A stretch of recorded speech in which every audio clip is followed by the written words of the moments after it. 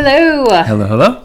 We are back on the Laurent Collective podcast. Welcome if you are new, and welcome if you are back for first time, second time, whatever it may be. We have recently gone on a family, as they call it here, holiday, or in the States, vacation, trip, whatever you want to call it. And we thought we would talk about how to manage expectations when you're traveling with kids. And some of you that are there may already know it. Some of you that are new parents maybe haven't had that experience yet. And we just thought traveling with kids is like, yes, you should definitely do it. It was a lot different when it was just you and I. But yeah, it changes things. Yeah. And I want to start with saying, like, we don't want to be all negative in this. It's just, again, that's why I use the word expectations. That's always a huge thing for me when we're traveling, is I will put expectations on things, and then I tend to be disappointed. You know, whether it's even, I'll just use this as an example of, like, whether it's even you've seen something on Instagram and it's supposed to be this beautiful place, and you get there and it's either super crowded, not pretty at all, or it's just like, oh. Well, I think the idea too of the managing the expectations too, especially for you, is Maya usually puts a lot of time in researching, looking at the places that we were going and spending time in, and you find all these wonderful, amazing things in those areas. And so you have this, like, you're like, okay, well, we're gonna go to this place, and so I've found all these things that we can do, so let's do them all, or at least most of them. And so in your head, you have like a schedule of like how we're going to get through a lot of these things. And I think when it was just you and I, we did that was really manageable, and like we could do it, and it wasn't a big deal. Now that we have 3 kids, and obviously they're at different stages of age and all the things, it just changes things just drastically. And again, we are not trying to be negative. I think it's the idea of traveling with a completely open schedule is not as easy with kids, of being like, let's just go and see what we find. And that, I should say, that might depend as your kids get older. That might depend on the personalities. Yeah. That does not work for our kids. They need to have a bit more structure, and different personalities that we have and stuff like that. In fact, when I say a bit more structure, I mean pretty much structured. Structure, yeah. I'll say not a bit, like the whole thing needs to have structure. And that's not for all of our kids. It's one kid in particular. But because of that, we do have to work around that and think, and we do try to stretch it a little bit, but we usually pay for that when we do that. So spontaneity in our travel is not as much of the thing. If the two of us went, sure, but with them involved. And so I think, it's taking your expectations and remembering what it was before you had kids traveling, and realizing that is not something I can even have in the same it's just realm a whole of new thinking. Thing. It's a whole new thing. So when they're younger, there are some good things and bad things about when they're babies and stuff like that. The good things are that in general, sometimes they are easier. Sometimes that's key word, because sometimes I just feel like when they're younger and they're babies in that kind of stage, like we have a lot more stuff. You have a lot more stuff, but sometimes like you can carry them on you, or you have a buggy, or those kind of things. Like sometimes that kind of stuff, like like Veda would like nap and things like that. And so, but also it can be really hard because, all they have to be is in the wrong mood that day and scream on the plane or whatever it may be, or not understand why their ears are popping. And I think too, at that age, the certain type of places and things that you're doing are probably going to look different as they get older. Yeah. So you have to really think about that kind of stuff. And it is really fun, very fun traveling with toddlers and everything, because they take in things and they have a lot of fun. But again, they have the same thing of like, our teenager wears out on travel and needs to have rest. And so at all levels, I think we all wear out at some point. Kids get to the point where they're tired and that kind of thing. And so I think when you're planning a trip, if you are planning it thinking of, this is how we used to do things, I'm going to plan it for that, you've got to throw that out. Do a bit of research on those places. You really do have to figure out, and different places are different with this, of like, do you have the ability to bring all the stuff you need, or the place that you end up staying, if it's like an Airbnb or something like that, do they have different things for a baby that you don't have to bring stuff then? And that would always be our choice of a place to stay, because that means we don't have to bring more stuff with us. So anything like that, like another thing that you have to think of is when you're renting cars, depending where you are and stuff, and the different rules and car seats and all this stuff. I mean, our daughter here still has to be in a car seat because she doesn't make the weight, like a booster seat, weight requirement and all that stuff. And so it's figuring that out. Is it easier for you to bring it with you, or can the rental company guarantee they have one? That's the thing we have found out too. Sometimes they say they have it, and when you get there, they don't. So it's all those kind of different things. And figuring out for the place that you're going is obviously going to have very different rules, country, the place, that kind of thing, or cultural norms as well. And so again, and then it's putting in, it depends on your kids' personalities, but it's putting in kid-friendly things to do when you arrive. And it may mean, like for us, we could spend all day long in an art museum, and even our kids have been raised going to art museums. However, there's a breaking point with that, right? Yeah, definitely. Like there's certain things that are like, great, we can spend this amount of time. We kind of know the amount of time that we can spend in an art museum. And after that, unless there's something that's really kid focused, and I would say even, I mean, our teenager's better at it now. We'll talk about him, because it actually gets more fun to travel with them a little bit. But they can only do so much of that stuff, especially if it doesn't mean anything to them.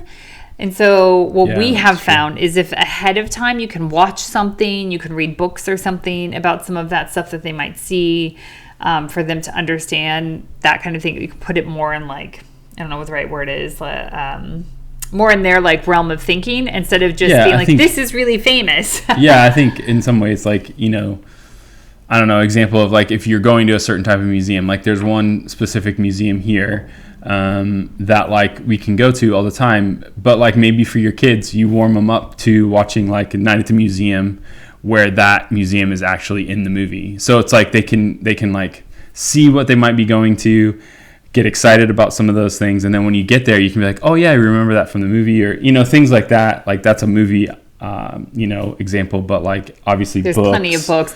They have like those lots books of other fun things too. It's back here someplace. They have those books for a lot of major cities as well that are and then show you the different things in the history and the stuff like that, and they're for kids, and they've got really great illustrations.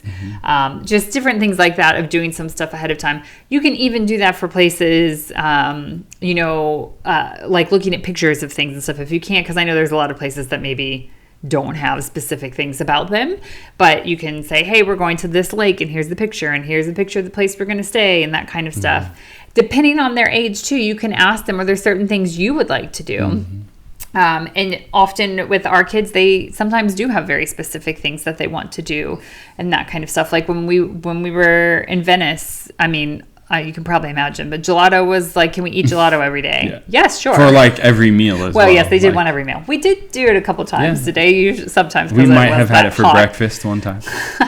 But, I mean, that again, that's an easy win. Sometimes the things are not as easy, obviously, but in general, they're not going to have really high expectations with that kind of stuff. They'll come up with something. So it's finding those kid-friendly things and trying to balance them a little bit with thinking of like, what are the things that us as like adults would like to do. And then I think it's also really important to think about like downtime. And so for us, when we have traveled, it feels like really we're at a playground when we are, you know, traveling and that kind of thing, but they need that kind of downtime of like moving and stuff, and in a place that we can feel comfortable just letting them run, especially if you're new to an area, you're not always sure where's appropriate to let them run and that kind of stuff. And I mean, again, it's going to depend where you're going, whether that is that kind of thing. And it depends on your kid as well. Like you hopefully you will understand where their breaking points are and when they're not. You know, a lot of times our breaking points happen too when we haven't had food and things like that. So you can gauge kind of, you know, the length of times for certain things and all that kind of stuff. I'm sure you have a better, you know, a good handle on that with your kids. But like, and I would say that's something that we've learned about our kids too. Like, you know, so. And I would say with that, the food thing is you probably already do this, but especially when you're on holidays and stuff, bring some snacks from home, especially if you're going to a different country and you're not sure what you're going to be able to find. Bring some snacks of things that you know that they will eat, especially if there's any allergies or things like that. We have to deal with that. So that there are some familiar things that they'll eat, and have those on you in a backpack or a rucksack. Because the amount of times that we've been in a place that we think we're going to be able to find some place to eat really easy, and then it just doesn't happen, or we have to stretch them a little bit further. Sometimes we're eating the snacks too. And so that is something important to think about. It doesn't have to be a lot, but just a couple things, and then you can pick up more once you're there. And it might allow your kids to be a little bit more adventurous with foods. If you know they've had something that they're familiar with, maybe they're more, I don't know. I know that's happened for our kids as well. So. And again, like we said, each stage is going to be so different. Travel looks totally different with toddlers and babies and stuff like that. And then, they get into their elementary, primary school years, and that looks different. And then preteens and then teens. And so we happen to have, all stages. We have all stages. At the moment, pretty much. And we've always had all stages once Veda was born. Like, our kids are that spaced apart. And so that can be difficult, because something that, especially when Veda was a toddler, that Veda wanted to do, Zane was not that interested in. But it's, again, saying, hey, we're going to do this thing for your sister, and then we'll go and do this thing that's more geared towards you. There are some things, I feel like, no matter what age, like hiking and that kind of stuff, like there's enough for all ages to be able to enjoy that and that kind of thing. So I think that is like another expectation. Another expectation is like the idea of like sleeping in, having a quiet breakfast. And I hate to I feel like it sounds negative, but it's just being real of like, whatever your kids do at home, they're likely going to do someplace else, or slightly maybe even earlier, or that kind, or wake up in the night because they're in an unfamiliar place. There's an unfamiliar, there's the excitement, there's a little anxiety probably, there's all of that, which is going to probably create sleep patterns slightly different than what you're used to. And there are still ways that you can do those things of like, okay, if they get up earlier, like I can make myself a cup of coffee and then, I don't know, let them watch something, or that, something to try and make it quieter. But it's just, again, is having that, like expectation again. And like, it'll vary if you're staying in a hotel, if you're staying with friends, if you're staying in more like a property, whatever it may be. Obviously that will wide range of like different options of things to do and that kind of thing, when it comes to like sleeping and all of that. But I think that is something that we probably didn't realize the first couple of trips we had, that we're like, it's still the same here. Yeah, it's not going to change. They're not going to sleep in, and you can. One thing we have done many times is like tag team of like, this morning you can get up with the kids and you sleep in for this day of the holiday, vice versa. Yeah, but like, let's be real. That's not going to happen. No, because they usually always come to me anyways. But I'm usually the one that wakes up early anyways. And I still hear everybody. It's always me. And you just stay and lay in bed usually until a little bit later. So let's be careful and not say always. That's not always. Pretty close. But I do the nighttime stuff, which is a whole nother ball game of getting them to go to sleep when you're in a different place. Yeah. So I think the other thing I would say is, once your kids get to the age where they have phones, this is something we have learned. And I watch it when we're traveling too. And again, this is all whatever you want to do with this, but we've pretty much had a strict rule of like, those phones, you can bring it if you want to, because it's often they want to talk to their friends, blah, blah, blah. And we have said you can bring them if you want to, but like, those stay wherever we're going. Or like, our older son loves taking pictures of different kind of spaces and things like that. And we have said, that's great. It'll go in my backpack. And when you want it, you can ask for it. So it's not in his pocket. It's not, at least for us where we travel and stuff, like within Europe, he can get on his phone in general and like see some things, depending where we're at. And so I don't want, we're on holiday, and I don't want them on their phones the whole time, just as we don't want to be on our phones either. And so it's also setting an example for them in that. Yeah. I mean, it's just that whole idea of making sure we're all present in what we're doing.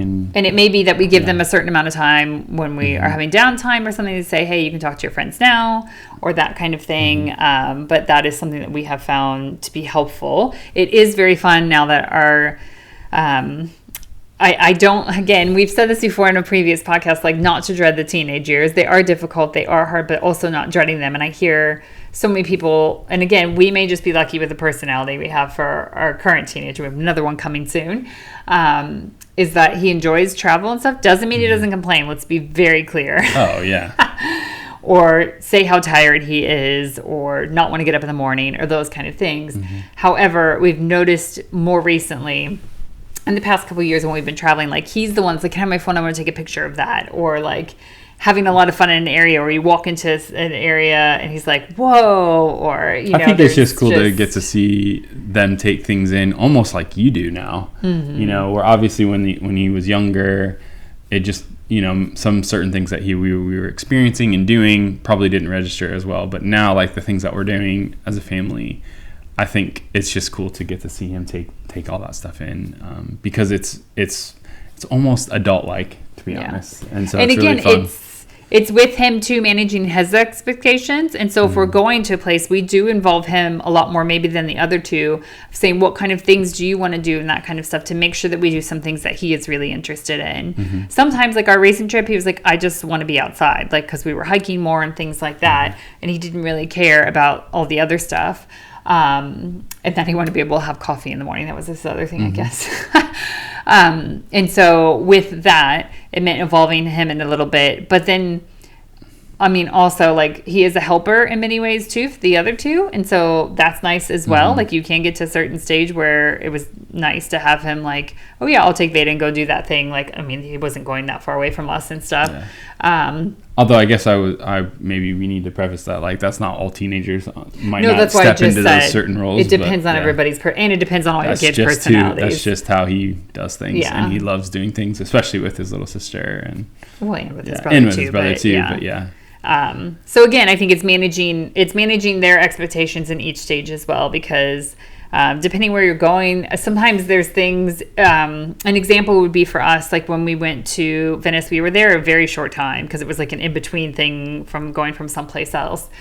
And when we talked to Zane about it, he said, isn't that where the Spider-Man movie part of this, I don't know which one. Help me here. Which one's in Venice? I put you on the spot. Anyways, there's a Spider-Man movie that has a lot of scenes in Venice. And so he said, oh, yeah, isn't that where a bunch of the scenes are in Spider-Man? I'd love to go see those. And I was like, great, we can do that. And like, I actually think the other two would be into it if we maybe watched that movie ahead of time. So we did that. We watched the movie ahead of time, and then we actually found a tour that was a family tour that specifically sent on. Also, we hit, like, it was like a history of Venice, plus we hit all the Spider-Man filming locations. Mm-hmm. And so it was this great little fun thing of the kids kind of learning like a family-friendly history of the city. And then also we had just watched the movie, and so we were going into these places, and they're like, oh, this is the scene where this or that kind of thing. And so Zane was super into it. Mm-hmm. And the other two were into it, and that kind of thing. They maybe more the history thing, and there was a scavenger hunt and stuff that was more geared towards them, towards Veda maybe, but the other two still participated in it. And there was like, I think at the end of that one too as well, there was like a fun little craft that the younger ones could do that they really loved as well. But Zane didn't want to do that, and so we actually got some time just with Zane. Yeah, they could make which was really fun. Carnival mask. And so it's things like that of figuring out if you have a range, which I know a lot of families do, of like a top end kid that is maybe into different things and a youngest child that is into different things. Like, there are ways to manage, and to say to everyone, we often say, like, look, you're not going to love everything that we do. There may be something that, you know, one of us really wants to do too, but we're going to do the things you want to do as well. Mm-hmm. And the idea of flexibility is really hard. Again, we have one child that's really hard for, but we try to say that to the other two. Mm-hmm. And then figuring out what are ways that if a child gets overwhelmed, when you're in new places, you get overwhelmed often, mm-hmm. right? If you're going to get lost, we almost always get lost while we're on holiday. That's just part of being on holiday, isn't it? Mm-hmm. In fact, like a lot of places we have been, the places like if you've not visited here unless you've gotten lost in this city and that kind of thing. A lot of European cities in particular, getting around them is generally easy once you figure it out. But when you first get there, it's like, wait, this street should go to that one. Why is it not going to that one? Why is it curving around? people say that all the time when they visit London. They're like, that doesn't make sense. Yeah. So it's just being a little bit okay of like taking things down a notch and trying not to get as stressed. Keyword trying, because it will still happen. Yes, of course. So I think it is, again, we're not trying to be negative. Traveling with kids is absolutely amazing. And I do feel like the more that you do it, the more you get in the rhythm of it. And they get into the rhythm of it. They understand things. There's several like families that we follow and stuff like that. We don't watch them as much as we used to, but we used to watch like some families that are on YouTube and stuff, and they travel all over the world with their kids, and the kids really liked watching that. That isn't like, I would love to do that as a family, but I don't think it would have worked with our kids. But I think doing some kind of things like that helps them like be more interested in travel, or like I said, shows you can watch, things, that kind of thing that gets them more interested in the places that you're going. I would say don't pick, this is just my opinion, don't pick some place that just has stuff for adults, because it's going to be really hard. Yeah. Most places aren't like that. I can't think of something. Yeah, that doesn't have something that's kid focused or that you can do specifically. But there probably are some that are more Yeah. geared towards older kids or adults. And I would also say, do your research and figuring out, like I know we've had some friends that they've like signed up to go to this resort and they found out their kids were the only kids there, and that kind of stuff. And so then they felt really weird and were trying to make their kids be quiet the whole time. And that just puts on outer pressure you don't need. And so figuring out, making sure the places you say are like allow kids or that kind of stuff. So you're not, Yeah, just make sure there's activities and things around that are available for kids. Yeah, for sure. Yeah, exactly. And it's also knowing that like, something's going to happen at a restaurant or something, those kinds of things will happen and it's fine. But you will also there's so many moments like we've had with our family. We've just walked out of somebody having a meltdown about something. Pick it. It's happened. And then 20 minutes later, we're doing something as a family. And it is a wonderful time and like an awesome memory that we have. And is something that, we're really excited about and everyone's enjoying. And it's that kind of holiday moment that you hope for, I guess, in many ways. Yeah. I think that to know that it's not all bad, that it's wonderful, and to try as much as you can as a parent to be present. It's so easy for me. I often have like my nice camera that I bring to things and stuff like that. And with having them, it's so easy to be wanting to be capturing every second of it. And so I tend to like capture something and put that away, or on our most recent thing when we were hiking and stuff, like part of my rest was like to be taking pictures of nature and stuff like that. And so then the kids got involved with it, and then my goodness, the amount of pictures we have that they took. Oh yeah, it's nuts.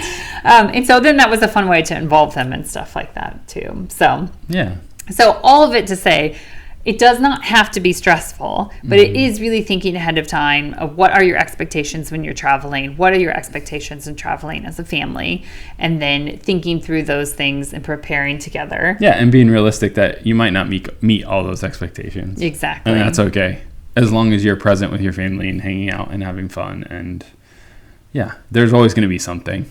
But it is different than when you travel as adults by yourself. And I'm sure you probably know that. I think, everyone, though naively, maybe comes into it like, oh, it's just adding one more person or something like that. But like it does add lots of different layers that are good and hard. Like it's a little bit of both, because you get to see, I think the coolest thing is getting to see and take those things and like see their reactions to things. Or you think something is really cool and they're like, nah. Or the opposite. We've had the opposite too, where they're like, that is so cool. And we're like, really? That's the thing that you think is, fascinating and amazing. So it's fun because of that. But you could let that get frustrating if you wanted to, and you don't have to. Yeah. You don't need to force them to like the same things that you think they should like. That's true. And our kids do not like when I say something like, this is really important, like, or this is a really big historical thing. You need to look at this and pay attention to this. Yes, or have you read this plaque? And one kid does read the plaques, and the other two are like, oh, okay. Yeah. And it may be because of where we live that they're by that stuff already all the time. That's and true. It just, they're used to it, but I don't know. But so don't get frustrated in that. Enjoy it and be able to laugh it off too. So yeah, we'd love to hear from you guys because we have learned some of these things because of other friends that have gone before us in traveling with their kids. So we'd love to hear from you on what are some things that you have found helpful with traveling with your kids, and we can do a whole nother one of these and share this. Yeah. Do know too, if you are ever traveling to London, like reach out to us because I have a document that I share with people that is all family friendly stuff. You can use it if you're not a family as well. But it's like tips for London, getting around and that kind of stuff. But then also lots of cool places to go. Lots of different places that our kids at different ages have all loved. And then I've kind of tried to group them around like these are all the whole city's walkable, but these are easy to get to together and that kind of thing. So do always reach out to us on Instagram at Laurent Collective, and you can send us a message and we'll send that to you. Yeah. Thanks so much for listening, and we will see you next time. See ya. Bye.